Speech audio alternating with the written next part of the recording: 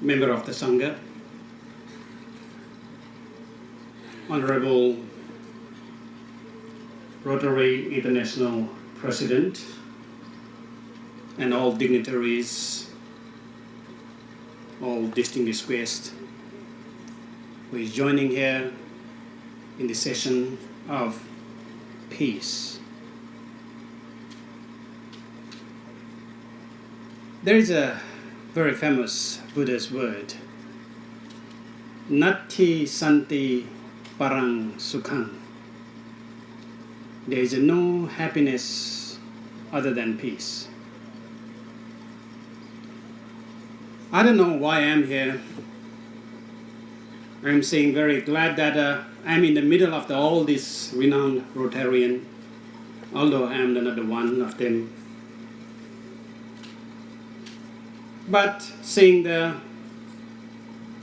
aim of Rotary International, which is serving for community and world peace, it makes me that although I am another truly Rotarian, I'm having the same aim as you. All my life, have been dedicating for the community as a Buddhist monk from the age of 14. So I'm truly grateful for the honor that the Rotary International District 3292, Nepal and Bhutan, has given me by inviting me all the way from Thailand to speak to you today on topic of Fountain of Peace. At this esteemed Rotarian gathering, having walked our different paths in life, philosophy and religion, we all carry in our hearts a desire for peace, and just for that very reason, we are conversing here in Lumbini, the Fountain of Peace. Honestly, when I was formally informed by one of the Rotarians, extend the invitations, and when I get the invitation and the designated topic, to be honest with you, I want to turn down this invitation. Why? Because I'm not thinking that the whole topic of peace is very relevant to us in everyday life. But throughout half of my life is about 55 years, I have been going here and there all around the world. I joined the United Nations, UNESCO, to deliver the message of peace. I go to teach in different universities all over the world to show the importance of peace. But after over 40 years of my enthusiasm, what I see that peace is getting far away from us. Everyone says that we need peace. Every religion says that they are the master of peace. But where on earth peace is going away from us? Every one of us asking for peace. But what do we mean by peace at all? So it's very difficult. So I just think that to talk about a peace, I feel that it is enough to talk about peace. Let us ask ourselves that how can we become a peaceful man?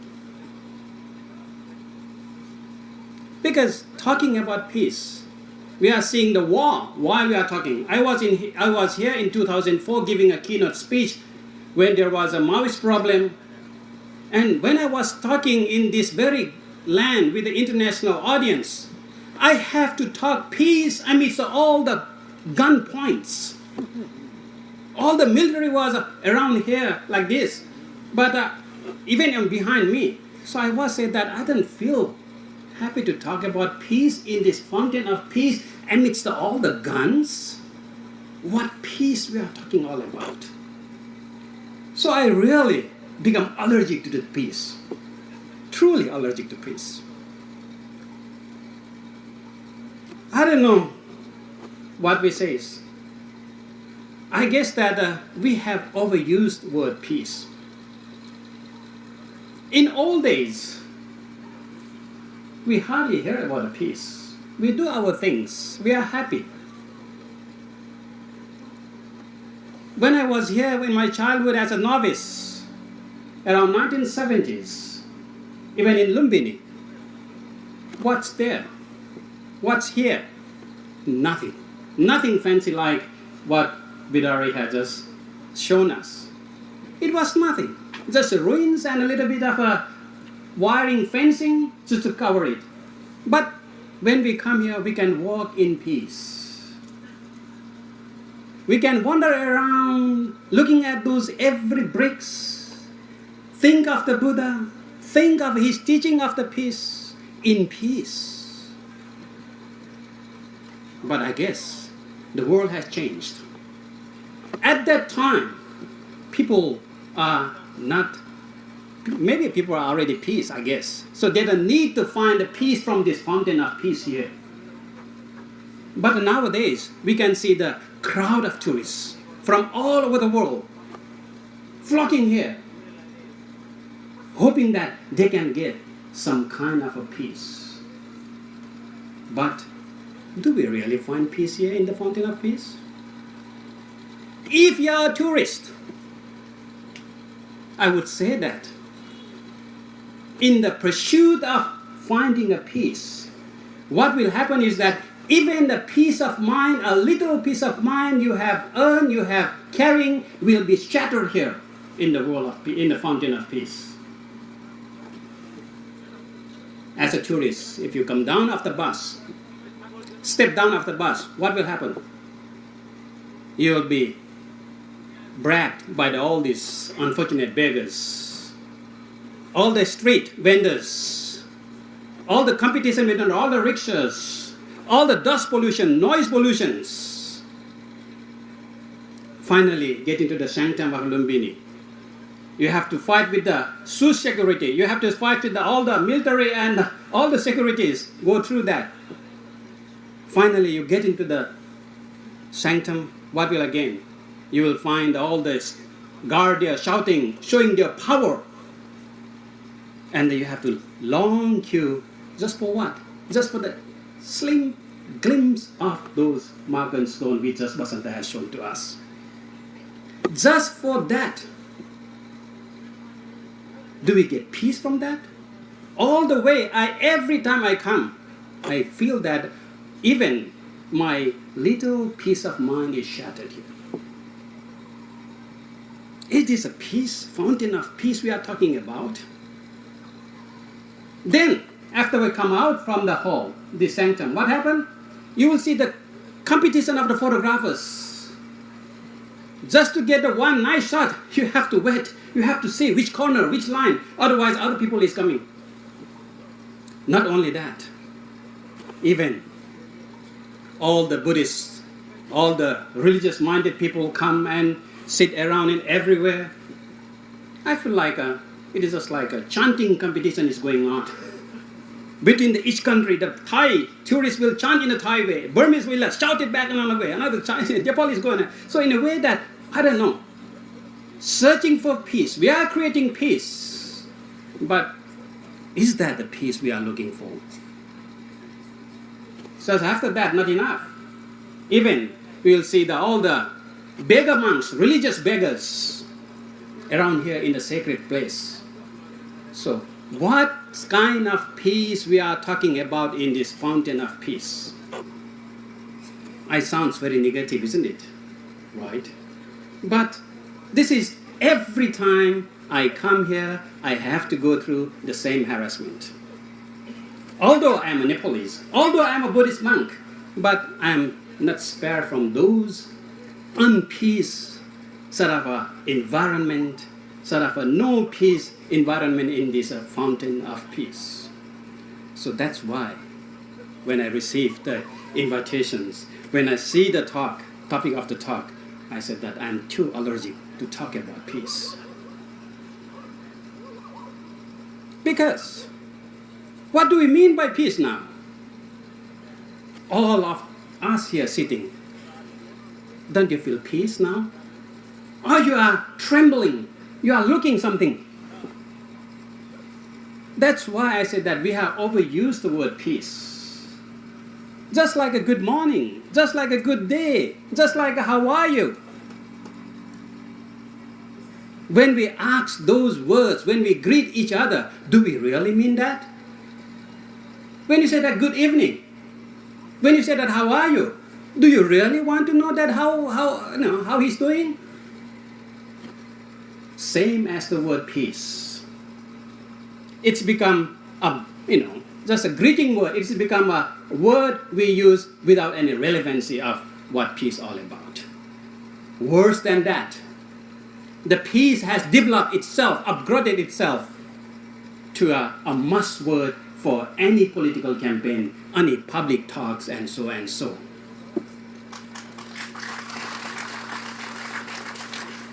But all those politicians, all those in power, all those who are seeking for peace, have they found their peace? Even the slightest of the peace in your heart, in your mind? I don't see that. Otherwise, I will be jobless. Or if I was unemployed, I will be sitting in meditation because no one wants to invite me, I guess. Because of the condition of the unpeace, so I said that it's very, very difficult how I'm going to talk about peace. I don't want to take a long time you have been a long days, and then especially when we have traveled from the Kathmandu, with delayed flight and so, somebody even missed the lunch for the fountain of peace. I have talked to the people here. But they are happy, you see. The hunger is not obstruction of peaceful mind. Because we do have that sort of a capacity, we do have that resiliency, that for the cause of some kind of a mutual understanding, some kind of a sort of interactions, and we thought that this is a ingredients, a small ingredients of peace. And that's why we have to thank Rotary International for bringing here at least spark some kind of networking, which you already have maybe, but even a little better. And then hope that each of us, instead of not looking at each other or just ignoring each other, seeing now, talking, and then we become friendly, we become a mutual understanding regardless of our religious background, and then that is what peace is all about, isn't it? So the word peace itself, I don't see any relevance. I will say that, why don't we talk about the mutual understanding? Why don't we talk about our friendship, love, and so and so? That is all the sort of a manifestation of peace. But when we are talking about a peace, I guess that we lost the idea of a peace. Well, in terms of religion, peace has been a word every religion uses. I think Islam says that the word Islam itself is a peace. In the Christianity, they said that Jesus is a prince of peace, and so on. If you go to the Veda, Om Shanti, again, it's a Yajurveda, in the Artha Veda, from the Yajurveda it is mentioned there. So what all about this peace? The peace has been developed from generation to generation, generation to generations. At the time of the old days, the peace in most of the Western approach, it is a prosperity, it is order. So how can we talk about a Nepalese peace? Because there is no way that we can have a prosperity in 1 day or 2 days. But luckily, yesterday I looked at the Peace Global Index. So I'm proud to say that I'm being a Nepalese myself, although most of my life is in abroad. So I feel proud to say that from the Global Peace Index, Nepal is ranked in the 76th out of 162 countries. So that is good news. So in a way that we are not hungry for peace that much. The worst country at the moment is Syria, of course. And they need peace. I still remember that when I was invited as a guest of the President of Pakistan a few years back to visit Pakistan. And the President of Pakistan wanted me to visit in order to promote tourism, Buddhist tourism in Pakistan. So I was treated red carpet sort of a treatment in Pakistan. When I got into the airport, all the authority from the Ministry of Foreign Affairs they came, and so I was surprised that such an honor I was given to a small monk like me. But when I went out from the airport to sit in the arranged car, I was shocked because my car is very good car, but at the same time I have a military escort with all the machine guns here and there and all the surrounding me. I said that sorry, my robe is not threatening anyone. I'm not going to do anyone here.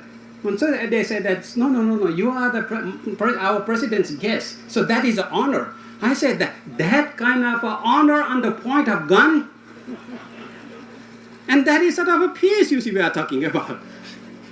And when I had a chance to talk with the President of Pakistan, and then we have very good time. We had talked about nearly an hour informally, and then one of the word, the President of Pakistan says that, really, can I say something? I said, go ahead. I would like you to send you to some of the places in Pakistan where have a lot of fights and violence going on in the war zone. I said, why? Sending me to the war zone? And I said, yes. Why? Because just by sitting next to you, talking to you, and then I just feel peace. I was not talking about the peace. But they said just by sitting and then talking about it, I can feel the peace. So I just want to share that kind of a peace to this war zone. When I said that, okay, if it is work, but you have to prepare that, a coffin separately. So it will be, I can come back in one piece. So you see, this is the kind of a peace we are talking about. Now, in the Western culture, we are talking about a peace in terms of, as I say, prosperity and order, and so and so. And whereas the new development about peace is developed like some kind of mental peace or inner peace is another trend we developed. And now everyone is saying, everyone sees that we are saying that the peace has to come from us. But I don't see us here. I see only I. I see only me. And then I and me is so bold that you wouldn't give anything less for yourself. So how can we bring peace? There's no way. So therefore, the idea of a peace is totally different. And I guess, to keep it very short, I don't want to go through all the definitions and theory of a peace, because there is a peace as a, generally nowadays, there is no war is a peace. No conflict is a peace, which, as I say, is a rubbish. Peace doesn't mean that sort of a new idea of a no war. We don't have a war here. But we can feel that unpeace or no peace just if you can have a, toilet, for example. If you can have a good dinner, if you can have a good tea, your mind will tremble. You'll be in suffering. Your peace is shattered. So there is no war. You need a war. It is a kind of a war inside yourself of your greed, your hatred, and your delusions, what Buddha said. And talking about fountain of peace, I would say that it is here in Lumbini we have disseminated the message to the whole world. To the whole world. Bidari has shown us the Asoka Stamba, Asoka pillar. And that is a great evidence to show that Lumbini is a fountain of peace. Why? In that inscription, Asokan inscription, the last word, Bidari gave a one word, that Sakyamuni Zateti, the where the Buddha was born. But I'm talking about the last word, or last sentence, Ubalike Kate Atabhagiyeja, which in general scholars has been translating it as, since Asoka visited here as a place where Buddha was born, so Asoka reduced the tax for the Lumbini villages. Just charge all the Lumbini villages here 1 out of 8 only. It really disturbed me with that translation. And this is a translation has been translated for 100 years. So that's why I'm going to retranslate it as a fountain of peace here for you. Looking at all the Asokan inscriptions, over 80 in India and Nepal, if you look at very detailed, you wouldn't find any inscriptions, any pillar. Asoka talk about the text. Asoka talk about his polity. Asoka talk about other things. He's talking about the community. He's talking about how to improve community for the peace. He's talking about how can make each society, each community live happily. Not happily in sense of material fulfilling alone, but happy mind, peaceful mind, and a peace in mind. That's everywhere you look at it. But how on earth, this is a place where Buddha was born, and then where a devout king of Buddha taxed those people around here? I don't know. How could they think of? If it is a true king, Buddhist king, he should, waive that tax as a part of a token of showing that respect. But no, take 1 out of 8. You are the economist. You are all these businessmen. Is there any system that we count 1 out of 8? I don't know. I'm familiar with 1 out of 4, but not 1 out of 8. So I'm saying that actually Asoka already proclaimed the symbol of fountain of peace from that very word. Ubalike kate atabhagiyeja. Bala means that follow. Bala means that respect. In Nepalese, giving bali means that sacrifice. So it means also respect, also the follow, also the practice. Ubalike kate atabhagiyeja means that I'm saying that, I'm translating it, I'm right or wrong, I don't know, I'm not a scholar of that, but I prefer to say that it is, King Asoka says that this is where villages of Lumbini should follow the Eightfold Noble Path. You see, Attabhagya, it's a 1, they translate as a 1 out of 8, but in Pali it's a Attangika Magga, which means that the Eightfold Noble Path, 1 path, but it's an eightfold. And that very areas, that very Attangika Magga, or the Eightfold Noble Path, is the big symbol, big blackboard, big signboard of Fountain of Peace. Why? Looking at this Eightfold Noble Path, it will cover every part of who we are. Some make this three are the right view, right intention, right speech, and so on, altogether 8. But in short, we say that it is a threefold path as well, because it is talking about the society, the first part. Sila, society. And it talk about what? Samadhi. Samadhi means that it is a self-reflecting on things surrounding around you. And the prajna or the panya, What panya, wisdom, means is that your ability to develop that knowledge, the ability to develop that sort of a kind of understanding so you can have that peaceful balance between society and self. So that's why I would say that this is the place 2,600 years ago Buddha was born here, and then the Buddha's main teaching is that Eightfold Noble Path, which can cover every aspect of human being.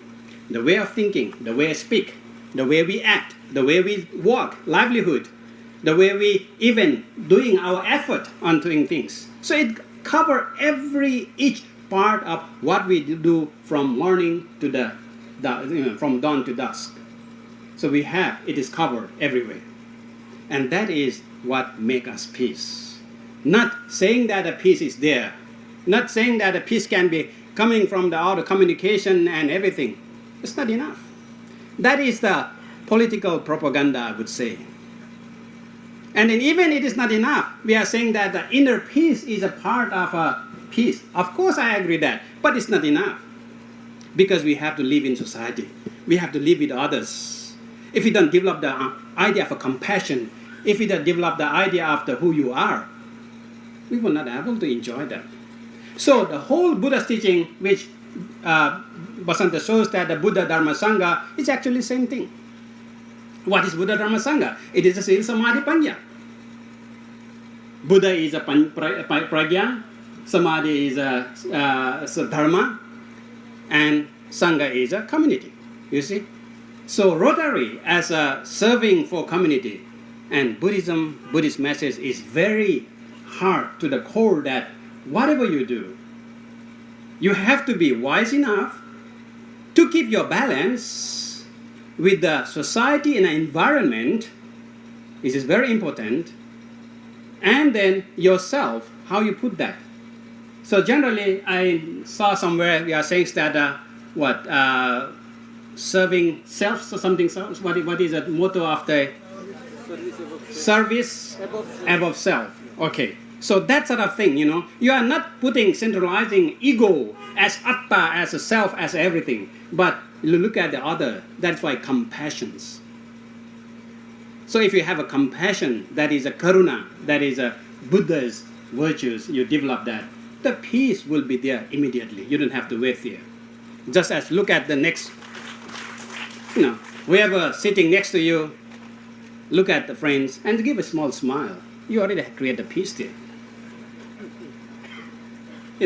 We are talking here about a peace. I don't know whether it's achievable or not, but I just see that if you can be a true human being, if you can be, I would like to play the pun here because I have been listening the word RIP, which means I think it stands for the Rotary International President, but in English RIP means also rest in peace.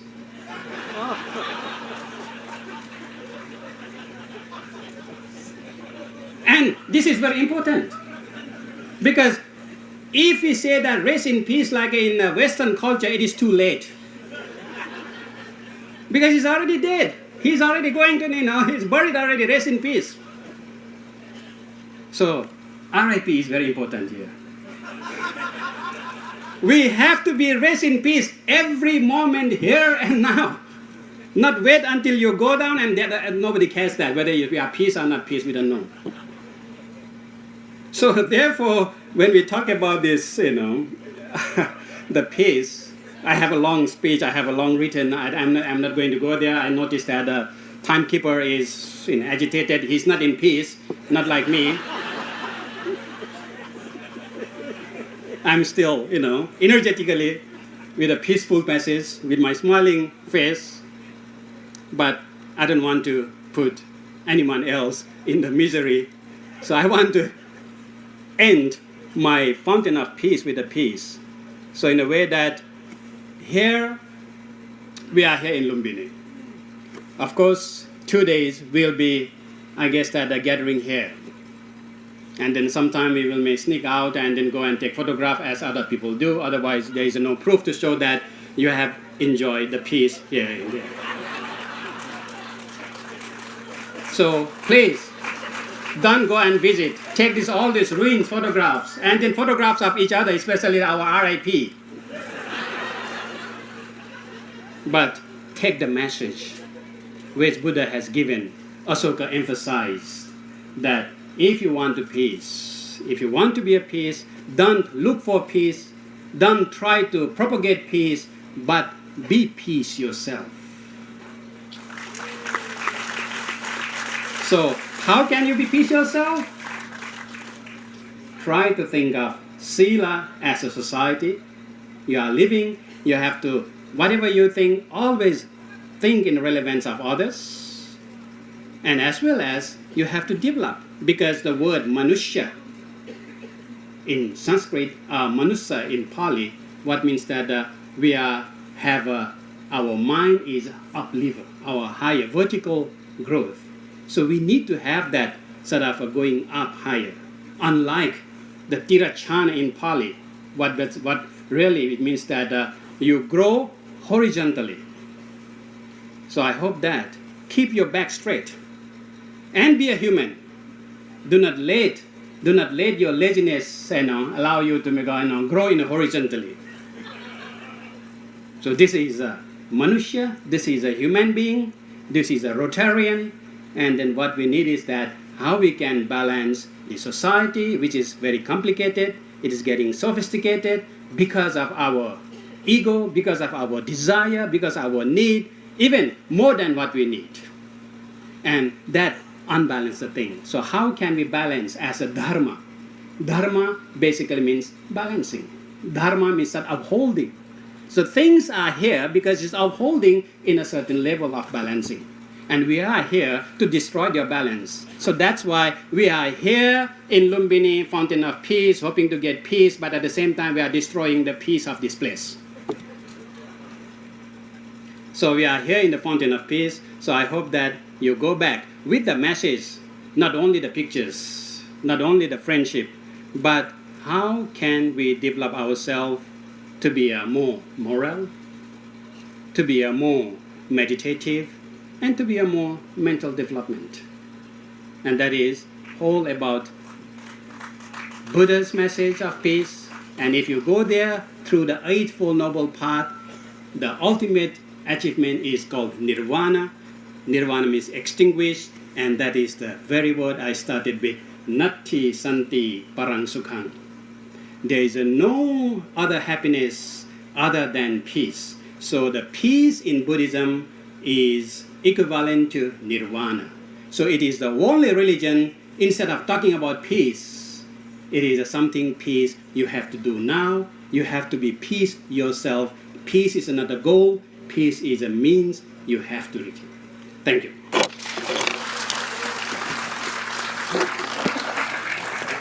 Very wrong.